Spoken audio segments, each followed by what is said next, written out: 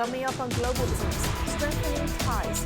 Chinese President Xi Jinping emphasizes China's commitment to support Sierra Leone's development in a meeting with President Julius Maada Bio in Beijing. Boosting investment. China's Commerce Ministry discusses the implementation of recent measures to attract foreign investment and improve the business environment. And tackling climate change. Climate experts call for nature-based solutions to address the global climate crisis at the ongoing UN Environment Assembly in Nairobi. Now, this good evening from Beijing. This is CGTN headquarters, and this is Global Business. I'm Lily Lu. Chinese President Xi Jinping held talks with President of the Republic of Sierra Leone, Julius Maada Bio, who is in Beijing on a state visit. Xi Jinping emphasized China's commitment to support Sierra Leone's development in agriculture, infrastructure, and human resources, while also encouraging Chinese enterprises to invest in the country. He said both sides should cooperate in UN Security Council affairs to safeguard the interests of Africa and developing nations. Xi underscored the shared destiny between China and Africa and China's foreign policy towards cooperating with African nations.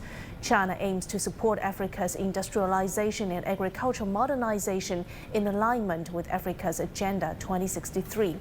President Bio expressed gratitude for China's assistance in Sierra Leone's economic and social progress.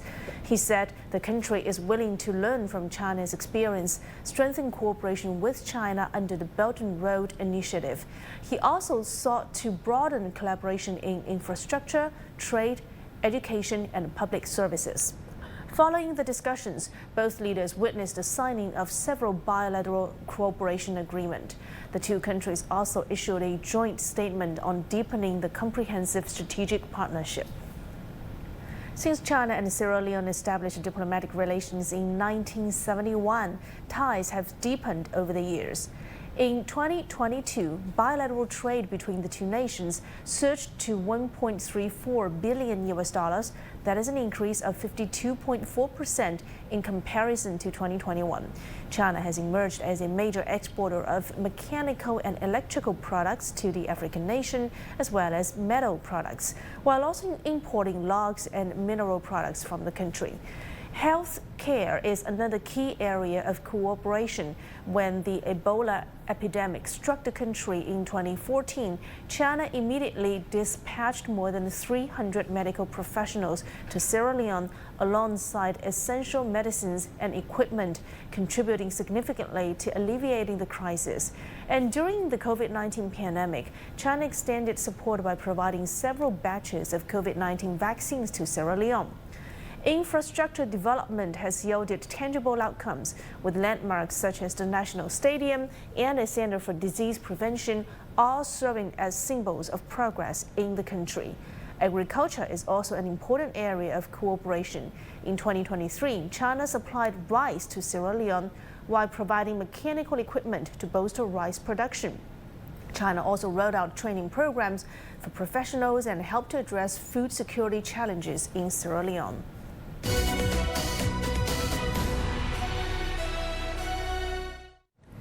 The Chinese Ministry of Commerce has discussed the implementation of recently announced measures aimed at boosting foreign investment.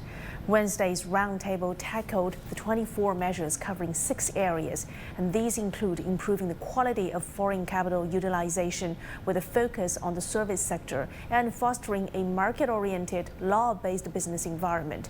Data from the Commerce Ministry shows that foreign direct investment into China fell nearly 17% to $157 billion in 2023, but the flows are still at historically high levels. Provinces throughout China are stepping up efforts to stabilize foreign investment at the beginning of the year. Zhejiang published a plan to bring in foreign invested projects worth more than $100 million.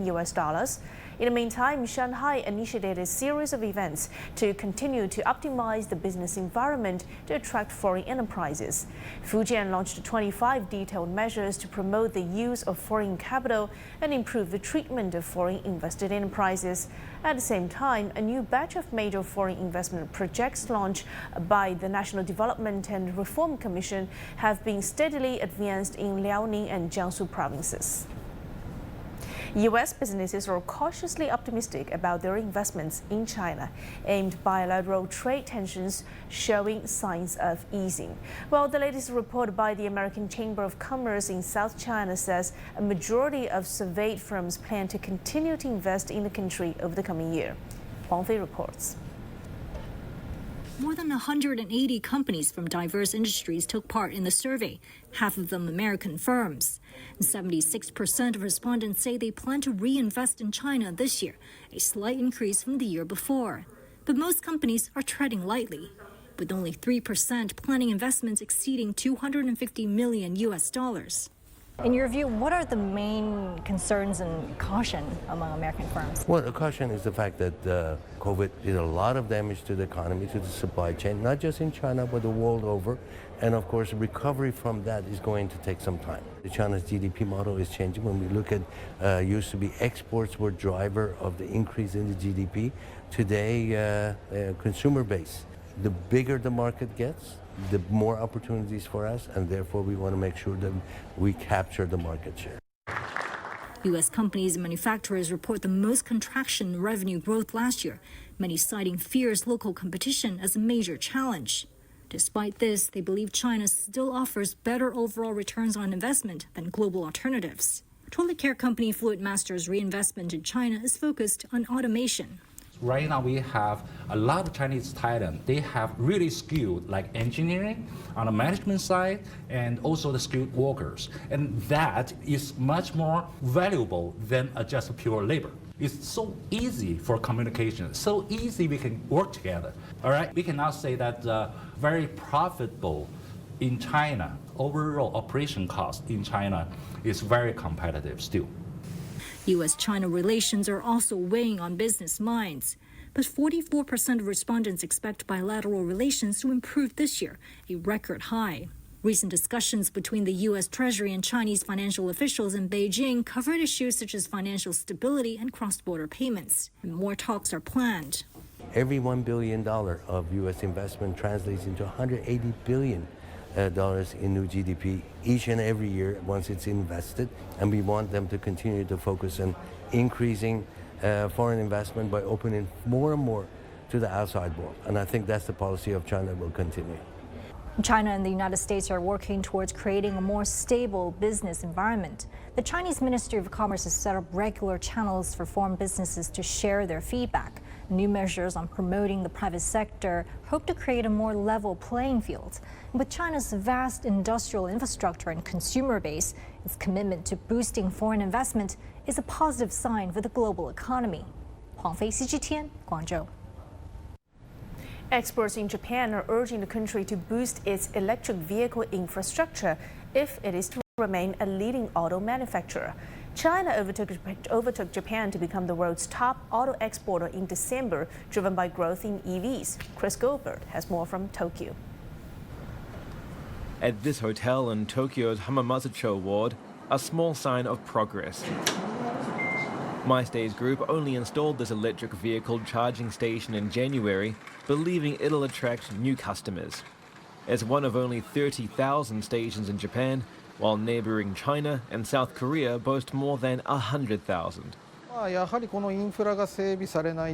believe the spread of EVs will not progress unless this kind of infrastructure is in place. The number of charging systems is increasing, and our company is following this trend. We hope that this will entice people to choose our hotels when they're traveling. The maker, TerraCharge, says it's experienced unprecedented growth since it switched from exporting gas motorbikes to producing charging stations 2 years ago. Japan really has to make EV cars now, and it has to make them well. The direction of the industry has become quite certain over the past few years. Our company has been working in the sector for a long time, so we've been following this historical shift. Large Japanese manufacturers have begun investing heavily in electric battery production in an attempt to catch up with international competitors. Japanese EV battery maker Panasonic now ranks 4th for new energy battery shipments behind China's CATL and BYD, and Korea's LG Energy.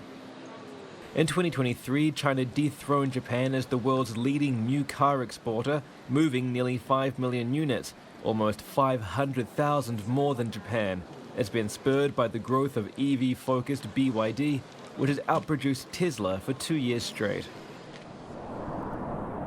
According to official statistics, less than 3% of these cars are powered by new energy, and the government believes that needs to change.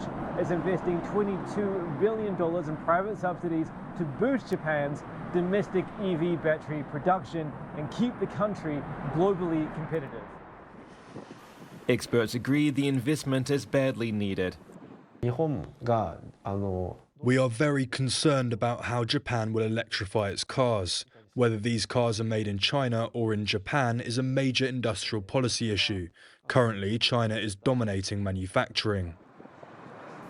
The government is aiming to completely switch the country's focus to electric, looking to ban the sale of new gas vehicles by 2035. A move commentators believe may be necessary if Japan is to reclaim its crown as the world's #1 car dealer. Chris Gilbert, CGTN, Tokyo. You're watching Global Business on CGTN. Still to come on the program. Tackling climate change. Climate experts call for nature-based solutions to address the global climate crisis at the ongoing UN Environment Assembly in Nairobi.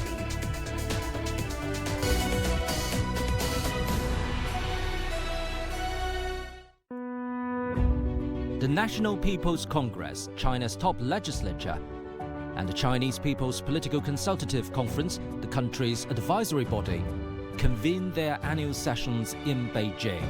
Lawmakers and advisors will assess the country's performance, craft laws, and refine policies that will chart a course of China's ongoing modernization drive. Beijing once again hosts the 2 sessions where China takes stock of what it has achieved and where it's headed next. Join us as we bring you highlights and analysis of China's agenda in our special coverage of the 2 sessions here on CGTN.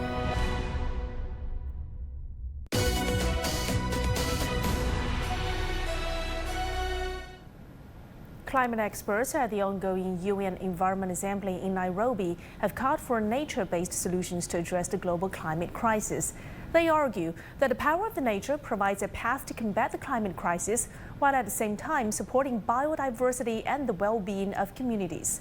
CGTN's Daniel Arampoy reports from Nairobi. Nature-based solutions are gaining momentum at the UN Environment Assembly.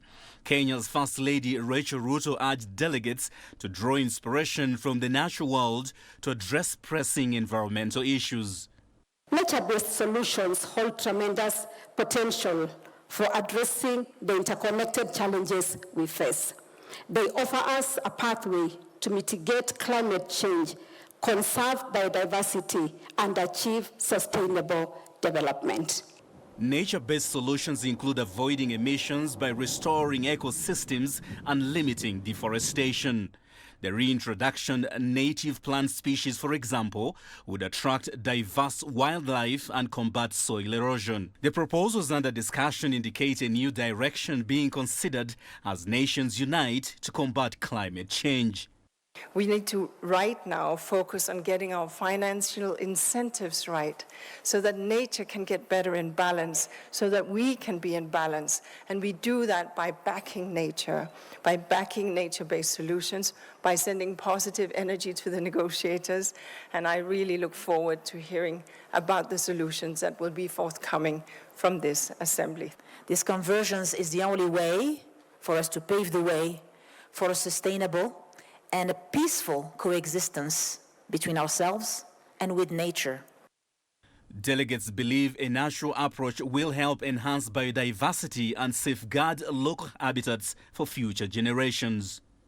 According to the United Nations Environment Programme, nature-based solutions to the climate crisis could serve as a testimony to the creativity of environmentalists seeking to emulate and honor the wisdom of nature. Daniel Arap Moi, CGTN, Nairobi, Kenya. And my colleague Pandan is in Nairobi for the UN Environment Assembly, where he has interviewed Inger Anderson, Executive Director of the United Nations Environment Programme.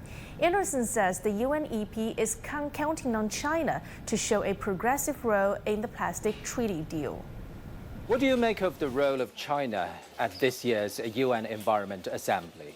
China has been a phenomenal partner with the United Nations Environment Programme and with our multilateral environmental agreements. China hosted the Convention for Migratory Species. China has hosted the Desertification Convention in 2017. And China was the president and held the presidency for a very big biodiversity convention, COP15, that landed a whole new agreement we refer to as the Kunming Montreal Global Biodiversity Framework. So China has been stepping up, China on the biodiversity side. But I also have to say that on climate is very interesting. China is and has made commitment to reach net zero by 2060 and is currently the country that has the highest production and the highest installed capacity of renewable energy. And it is remarkable the speed with which that installation is taking place. So China is showing up in climate and in biodiversity. And we also are counting on China to show a very progressive role in the plastic negotiations that are underway. We are wishing to, and under instructions to, finish the plastic negotiations by the end of 2024. And so that we can get an ambitious treaty text agreed, and we very much hope that China will continue to show the environmental flag at home and at the global level. And in the meantime, at the UN Environment Assembly, experts and activists are focusing on plastics production and fossil fuels, highlighting the extent of the problem and calling for more targeted actions. Let's take a look. 99% of plastics ever produced comes from fossil fuel. Basically, raw material of making plastics is fossil fuel. And we know fossil fuel are the major culprit that creates the climate crisis. So in each and every stage of plastics production, we get gases, greenhouse gases and other emissions being released to the atmosphere, and this exacerbates the climate crisis. Plastic production has particularly been shown to have harsh impact on low-income and marginalized communities. Most of these, live in sub-Saharan Africa. These adverse effects, health effects, are stemming from the petrochemical plants, landfills, contaminated water bodies, and the incineration of plastic waste.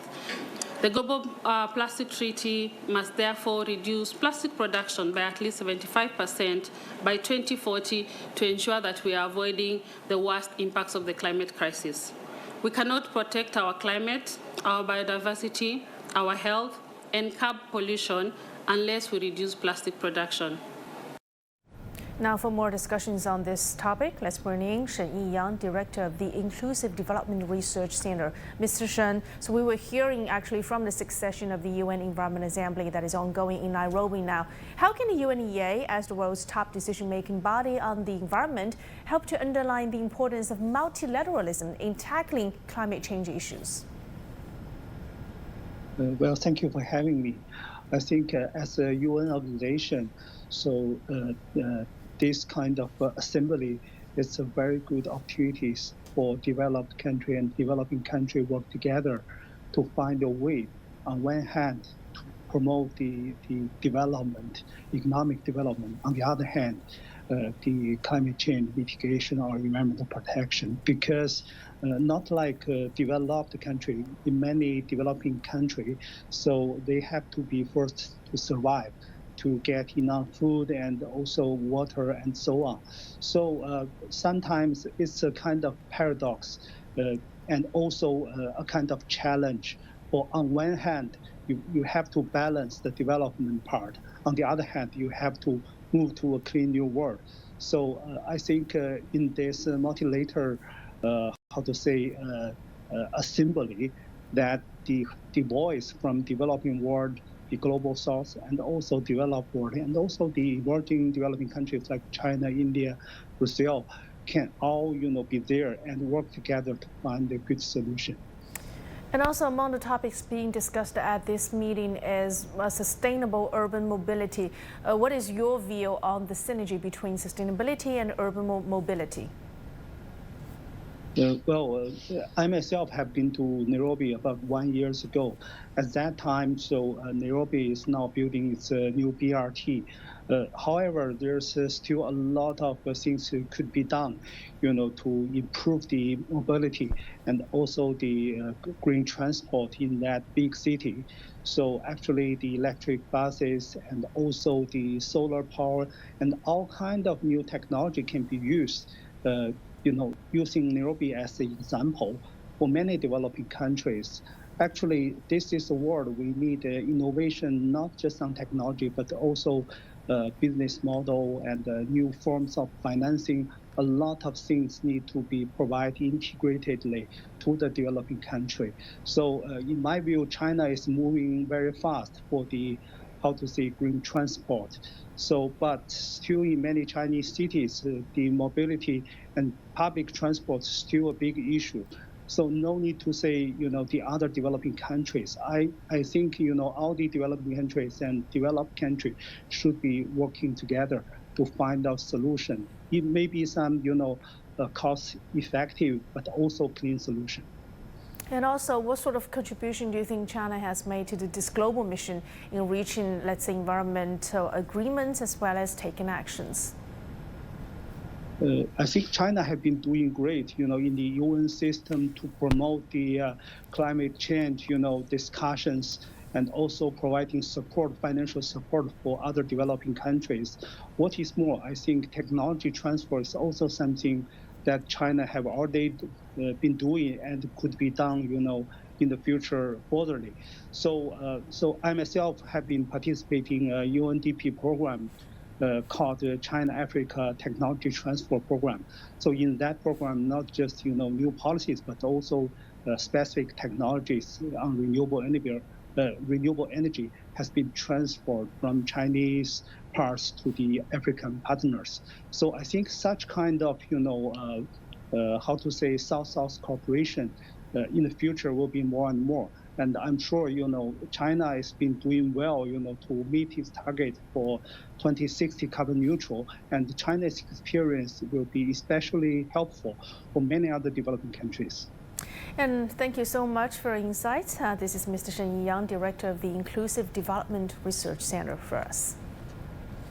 Well, marine ecosystems in California have been adversely affected by human activities, with saltwater marshes and lagoons reduced by about 90% across the state. But they contain a natural weapon that can help to fight against climate change, and scientists are striving to protect them. Frances Kuo has more.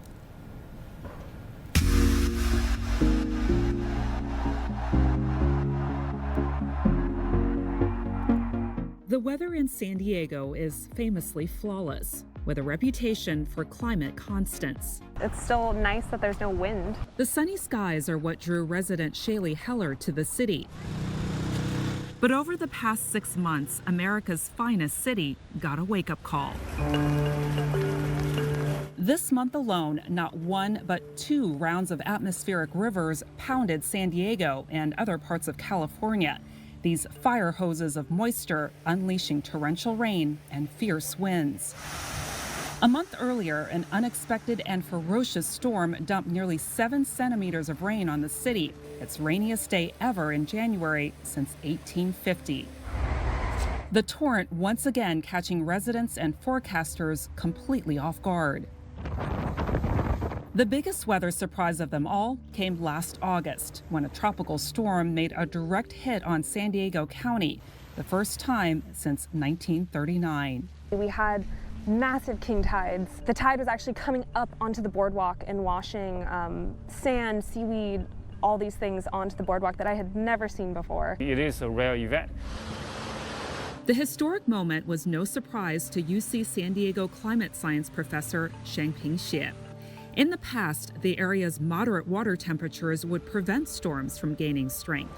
But with temperatures warming year by year, Xie says storms like Hillary will be more common. Winter storms are going to become more kind of intense in terms of rainfall. Professor Xie's office at the Scripps Institution of Oceanography overlooks the Pacific Ocean, a constant reminder of the urgency of his research. The changes we are experiencing, we are witness happening at a rate, unprecedented rate.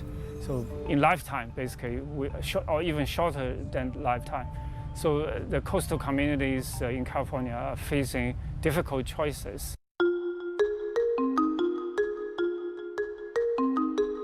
It's not just the oceans that are vulnerable. San Diego is actually one of the hotbeds of biodiversity in the entire world. Carlos Callado works for Wild Coast, an organization founded more than 20 years ago to protect coastal and marine ecosystems in California and Mexico, a mission more pressing today. And these lagoons, these blue carbon ecosystems, are actually hotbeds of biodiversity. Between the variety of plants you can find in them, between the salt marsh plants in and around the water, the riparian plants all around them, the variety of wildlife, endemic birds, and many migratory species pass through here. California, unfortunately, estimates of our salt marsh and lagoon sizes has been reduced by about 90% across the state. But with that said, what little space we have left can be very powerful in the fight against climate change. Please and thank you. The power lies in a natural weapon against climate change, deep down in these lagoons. Buried and stored several meters underwater is what's known as blue carbon. Carbon released from the atmosphere that's sucked by the plants living in these waters, then captured, buried, and stored in the sediments below. A sink of sorts where it can remain for centuries. But when disturbed, it becomes a fuel for climate change. There is potentially tons and tons of carbon stored in these lagoons here. So if they were not conserved, if they were not protected, there's the threat of that carbon being released into the atmosphere.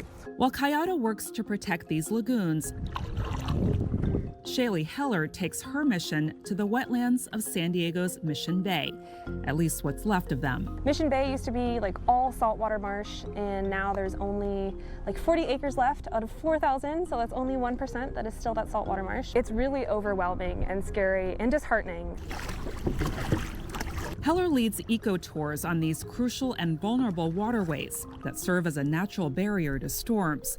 She works with the organization Ocean Connectors, which supports and raises awareness about ocean conservation along the Pacific coast. The last thing I always say after an eco-tour is like, I hope you really take something away from this that is either like an actionable change or even just learning something that you tell somebody else, because I think the collective action will definitely make an impact in the end. There's still time, there's still hope.